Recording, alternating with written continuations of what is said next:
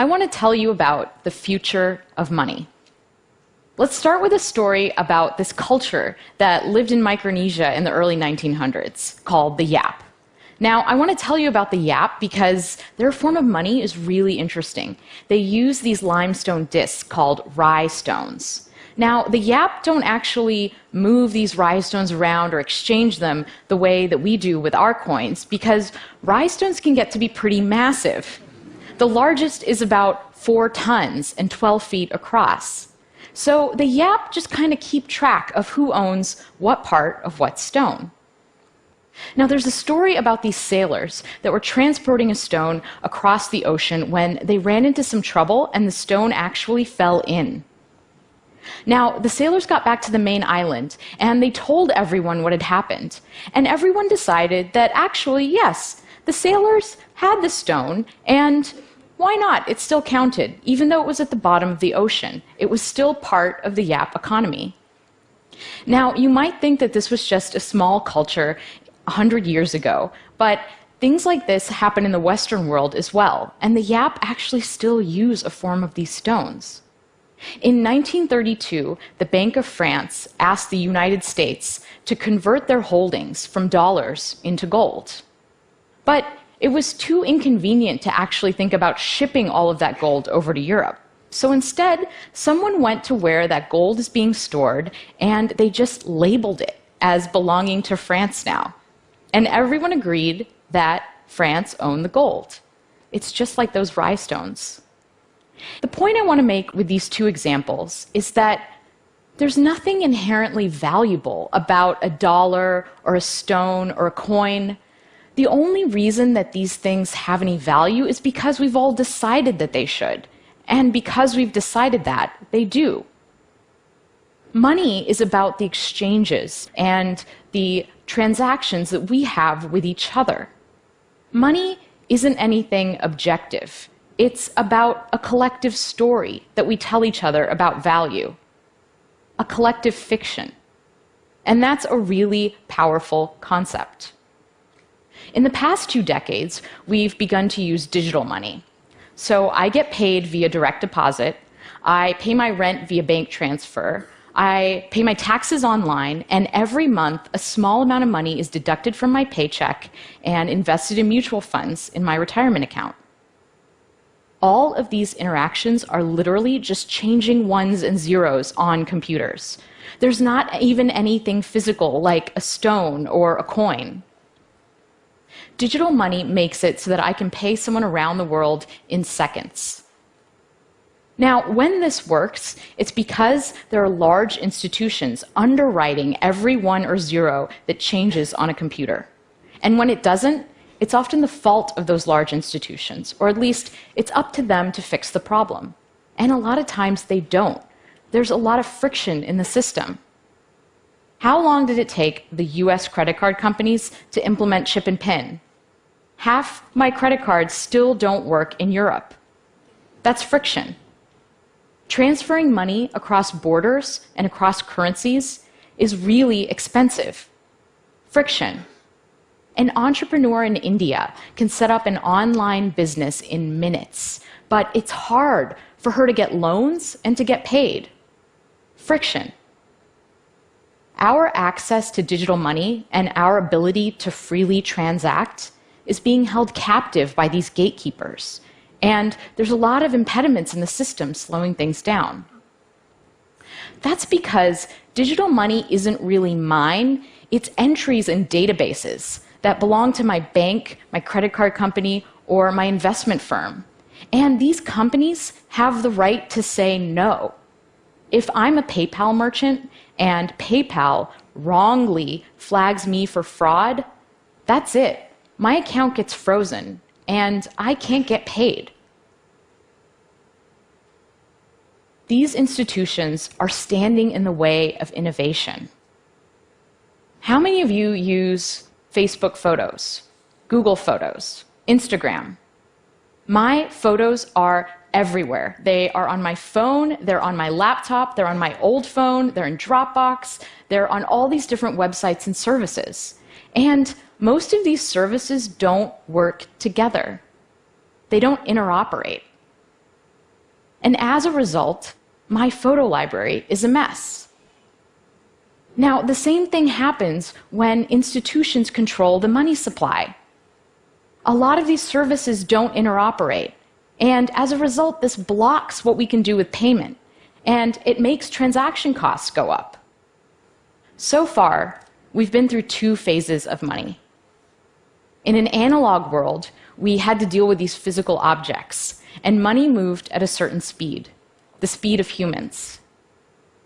In a digital world, money can reach much farther and is much faster, but we're at the mercy of these gatekeeper institutions. Money only moves at the speed of banks. We're about to enter a new phase of money. The future of money is programmable. When we combine software and currency, money becomes more than just a static unit of value, and we don't have to rely on institutions for security. In a programmable world, we remove humans and institutions from the loop. And when this happens, we won't even feel like we're transacting anymore. Money will be directed by software, and it will just safely and securely flow. Cryptocurrencies are the first step of this evolution. Cryptocurrencies are digital money that isn't run by any government or any bank. It's money designed to work in a world without intermediaries. Bitcoin is the most ubiquitous cryptocurrency, but there are hundreds of them. There's Ethereum, Litecoin, Stellar, Dogecoin, and those are just a few of the more popular ones. And these things are real money.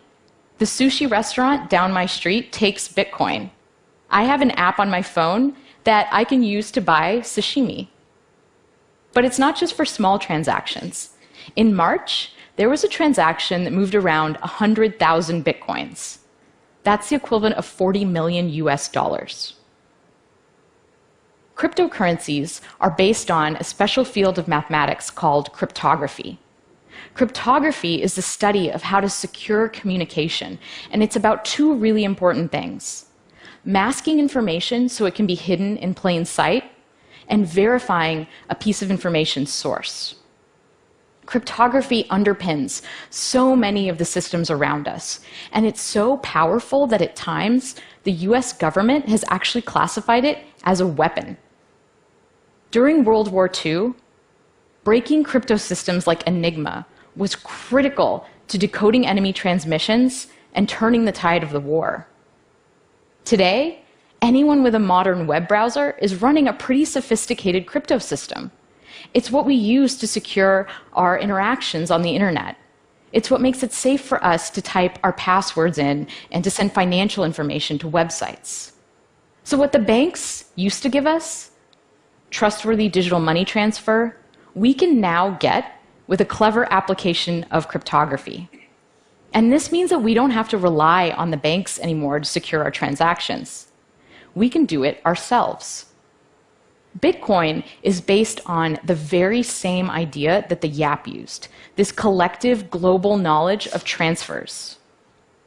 In Bitcoin, I spend by transferring Bitcoin, and I get paid when someone transfers Bitcoin to me. Imagine that we had this magic paper. So the way that this paper works is I can give you a sheet of it, and if you write something on it, it'll magically appear on my piece as well. Now, let's say we just give everyone this paper, and everyone writes down the transfers that they're doing in the Bitcoin system. All of these transfers get copied around to everyone else's pieces of paper, and I can look at mine, and I'll have a list of all of the transfers that are happening in the entire Bitcoin economy.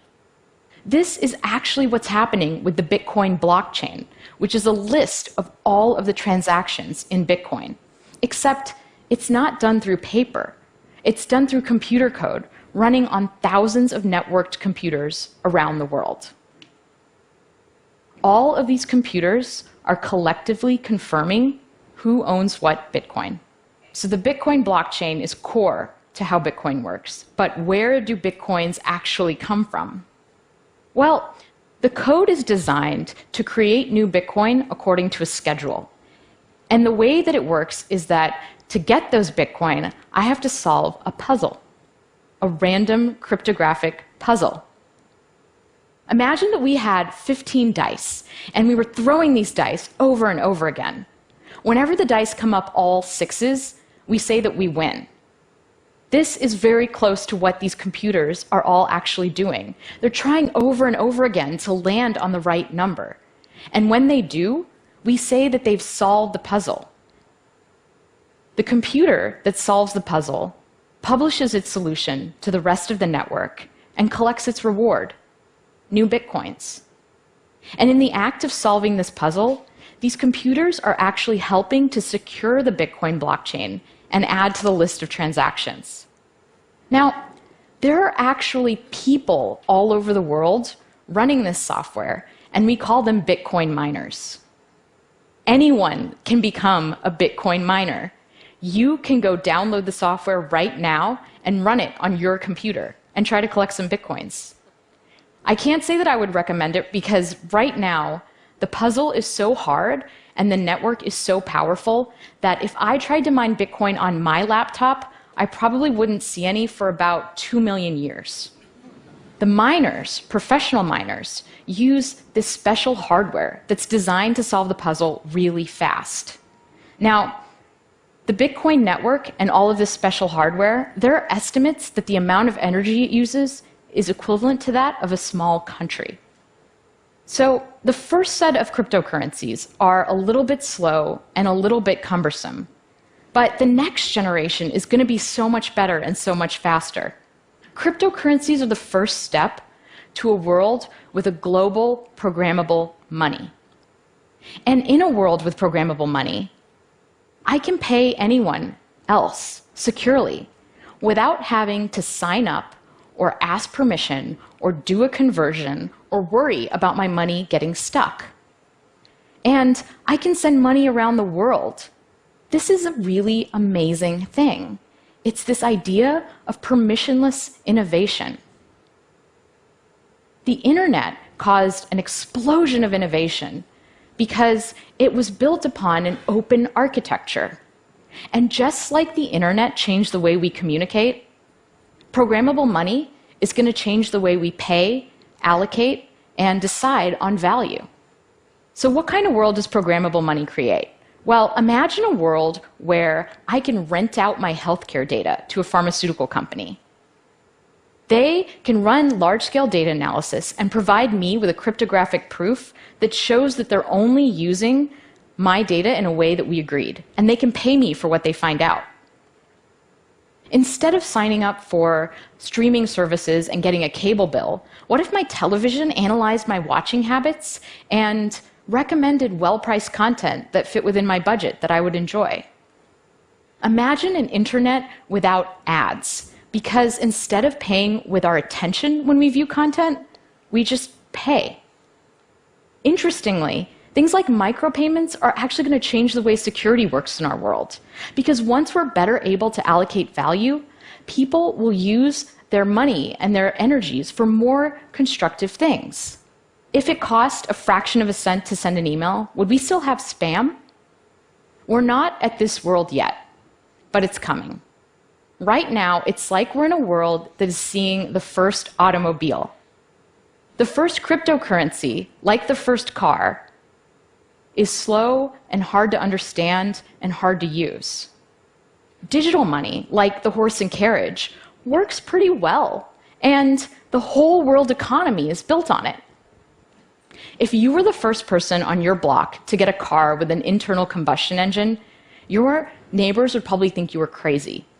Why would you want this large, clunky machine that breaks down all the time, that lights on fire, and is still slower than a horse? But we all know how that story turns out. We're entering a new era of programmable money, and it's very exciting, but it's also a little bit scary. Cryptocurrencies can be used for legal transactions, just like cash is used for crime in the world today. When all of our transactions are online, what does that mean for surveillance? Who can see what we do? Who's advantaged in this new world and who isn't? Will I have to start to pay for things that I didn't have to pay for before? Will we all become slaves to algorithms and utility functions? all new technology comes with trade-offs. The internet brought us a lot of ways to waste time, but it also greatly increased productivity. Mobile phones are annoying because they make me feel like I have to stay connected to work all the time, but they also help me stay connected to friends and family.